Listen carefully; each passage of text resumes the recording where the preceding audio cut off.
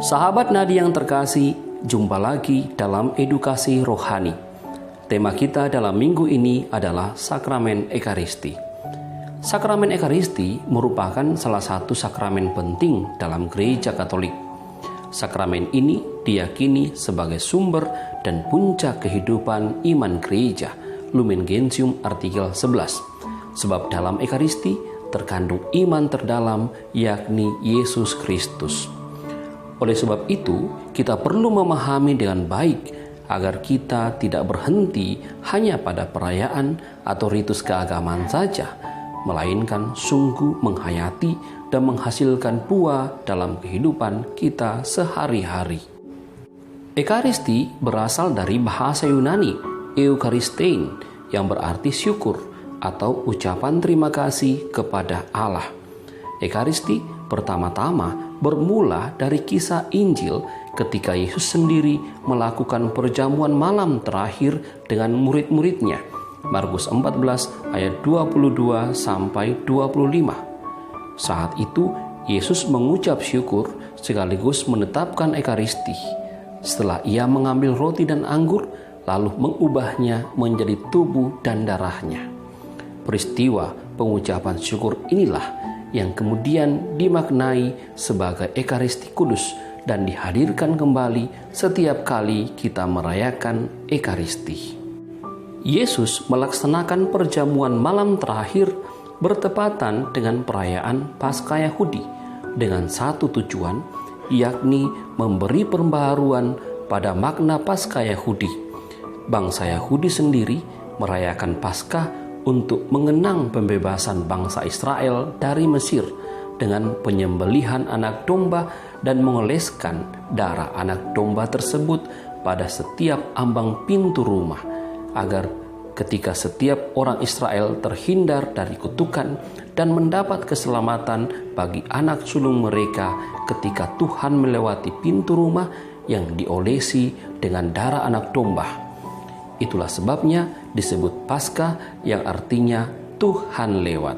Keluaran 12 ayat 13 sampai 14. Makna Paskah ini kemudian disempurnakan oleh Yesus saat ia mengatakan, "Ambillah, inilah tubuhku dan inilah darahku, darah perjanjian yang ditumpahkan bagi banyak orang." Markus 14 23 sampai 24. Keselamatan yang diperoleh lewat darah anak domba di perjanjian lama diperbaharui dalam perjanjian baru. Yesus sendirilah yang menjadi anak domba yang disembelih itu, yang dikorbankan satu kali untuk selamanya. 1 Korintus 5 ayat 7. Yesus mengorbankan dirinya agar kita memperoleh keselamatan dan dibebaskan dari kuasa dosa. Oleh sebab itu, kita juga mengenal perayaan Ekaristi sebagai perayaan kurban. Dalam perayaan Ekaristi, peristiwa penyelamatan Kristus sampai dengan kebangkitannya yang dihadirkan inilah yang menjadikan Ekaristi sebagai sakramen. Yesus meninggalkan bagi kita suatu jaminan cinta kasih dan undangan untuk mengambil bagian dalam Paskahnya. Pada saat itu, para rasul ditabiskan sebagai imam-imam perjanjian baru dan ditugaskan untuk merayakannya sampai ia datang kembali. Inilah yang terus-menerus kita rayakan sampai saat ini melalui seorang imam. Seorang imamlah yang menghadirkan Yesus dalam rupa roti dan anggur melalui perkataan Kristus sendiri dengan seruan kepada Roh Kudus. Imam berdiri di altar sebagai wakil Kristus yang kelihatan dan mengucapkan kata-kata Yesus sendiri.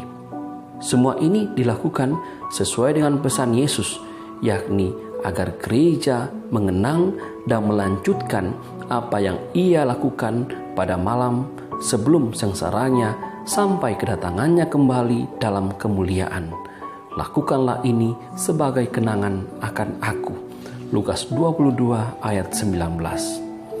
Sahabat Nadi yang terkasih, tindakan kita menerima Ekaristi Kudus disebut sebagai komuni kudus. Tuhan sendiri menyampaikan kepada kita satu undangan yang sangat mendesak supaya menyambut Dia dalam Ekaristi. Aku berkata kepadamu, sesungguhnya jikalau kamu tidak makan daging Anak Manusia dan minum darahnya, kamu tidak mempunyai hidup dalam dirimu. Yohanes 6 ayat 35. Penerimaan tubuh dan darah Kristus ini akan membuat kita memperoleh buah-buah. Komuni memperdalam persatuan kita dengan Kristus, menghapus dosa ringan kita, menjauhkan kita dari dosa yang berat pada masa mendatang, dan menjamin kemuliaan yang akan datang. Demikianlah katekese kita pada minggu ini. Semoga bermanfaat bagi Anda semua. Tuhan Yesus memberkati. Amin.